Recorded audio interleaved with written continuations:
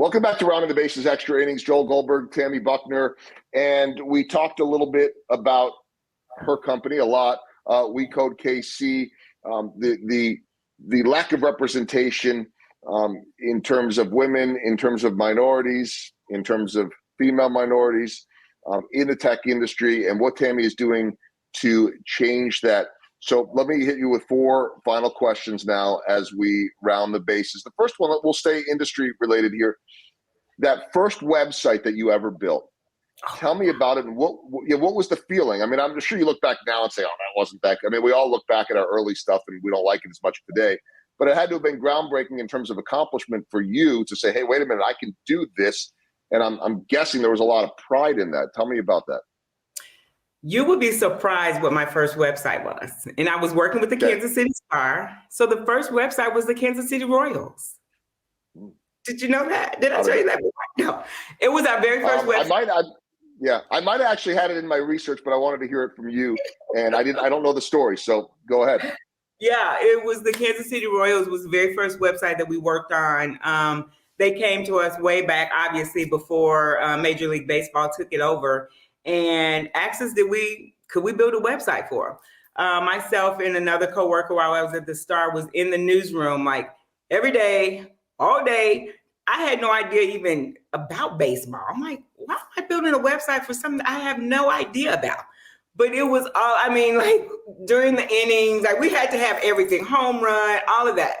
But it was great. It was, and I felt just to be a part of Kansas City and be a part of the Royals at that time, it was just amazing. It felt so good because no one else was doing that. The Kansas City Star at that time was, if you worked at the Kansas City Star, like you was in a major place. And because they were the marketing firm for everything and everybody trusted them. So when we was doing the website for then it was the Kansas City, after the Kansas City Royals, then it was Worlds of Fun, then it was Oak Park Mall. Like I was involved with all of these early stages. So that being under my belt, it was just phenomenal. So I enjoyed it. Yeah, that's pretty cool stuff.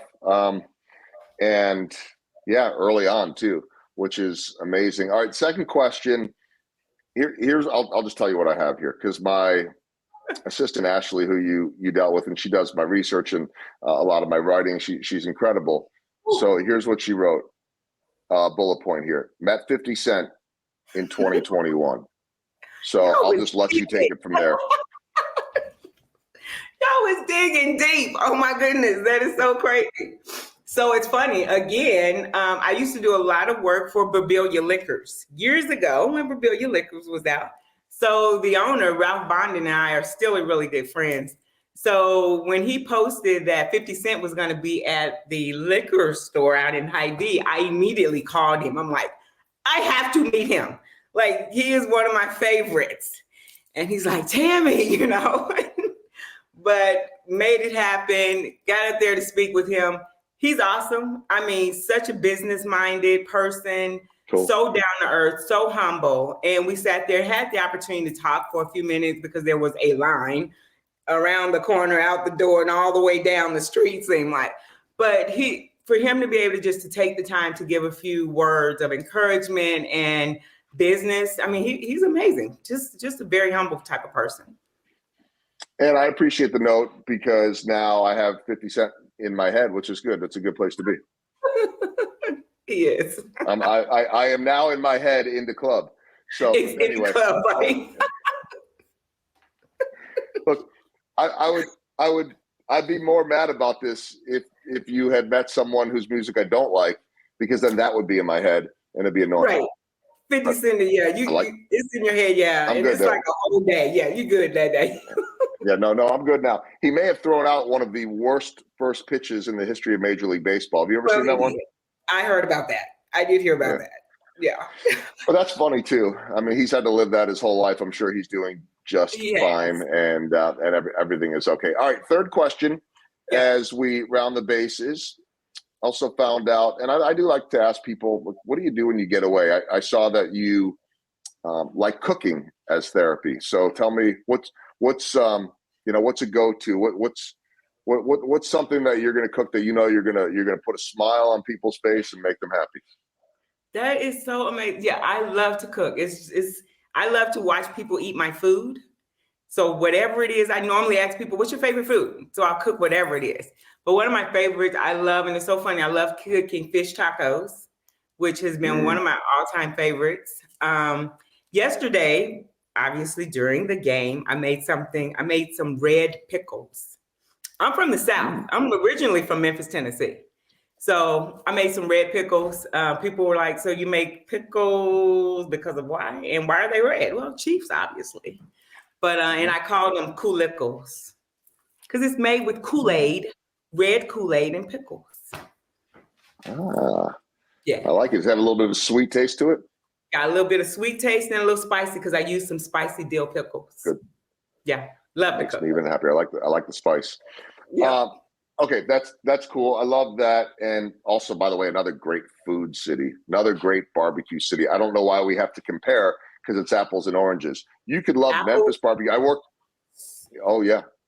I worked one summer in college as a television intern in Memphis. So wow. And I had a little, tiny little apartment studio about a block, maybe a block and a half from Rendezvous.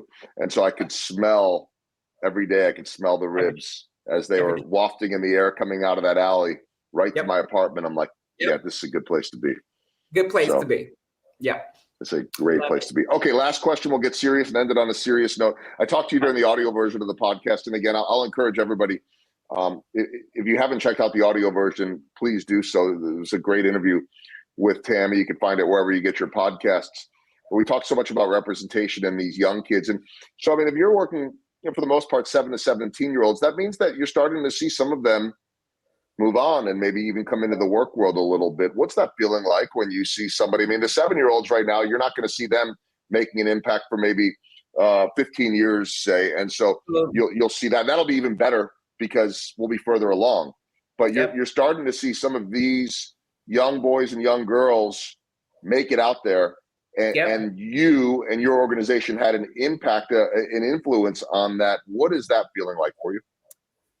Joel, it feels amazing. And the reason I was looking down, because I just received a text from one of our alumni. She's in China and she is going for computer science. She worked with us for a little bit over a year.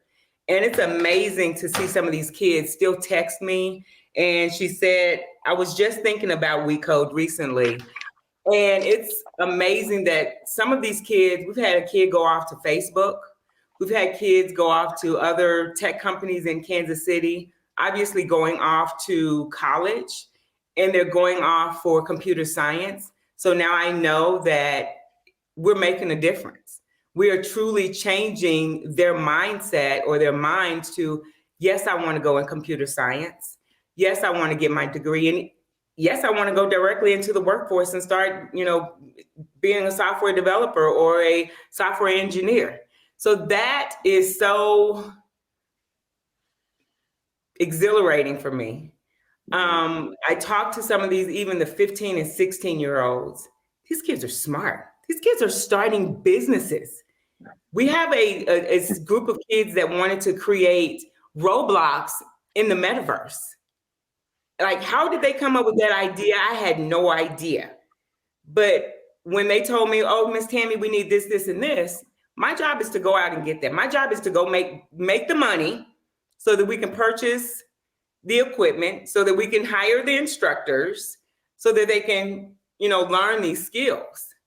So what I do tell them when they're making their businesses, I said, now, if you end up in Forbes, you better say you learned it from WeCode.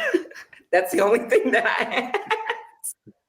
You better say you got those skills from WeCode. That's it. But no, they're on their way. They're on their way. So yes, it is amazing that we have we're a part of their journey. So yes, I'm excited about that. Yeah, what a blessing, what an opportunity, what a responsibility.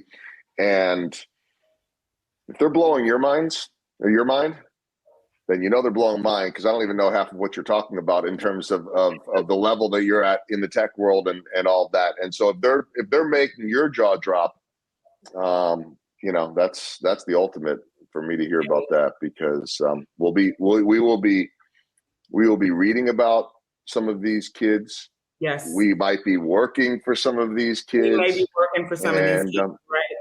Yeah, you know, just as long as they remember. That's right. I was gonna say, just as long as they remember Miss Tammy, then if they happen to be employing her, that's fine too. But that's fine too. The goal is to build this and use this organization to help close the tech talent in Kansas City, specifically the Black tech talent gap. This is what we're here for. I'm not knocking anyone else. My focus is the urban core, but at the same time, we welcome each and every person that's excited, motivated, and want to be a part of technology. Yeah, that's called inclusion, among other things. And so, yes, sir. Again, I just want to remind everybody, WeCodeKC.org, and that's probably the way for people, if they want to get involved or learn more, to go to the website, yes, right? Sir. Absolutely. You can go to that website if you would like to donate to our organization, or if you would like to come out and volunteer. If you are in tech yourself, would be interested in working with some of our kids in the community, feel free to come out and volunteer. Even if you're not in technology, but you want to be a part of an amazing organization that's working with kids, we still need people to come out and just be a part, help with different things, sign up. Just come out and be a part and work with us, work with our students. We would love to have you. WeCodeKC.org. Again, a big shout out and thanks to the KC Tech Council for bringing Tammy and I together. It's been a pleasure. Again, listen to the audio version of the podcast. Get involved. Share this with others so that they learn about it as well. Tammy, thanks for rounding the bases. Thank you, Joel. I appreciate you.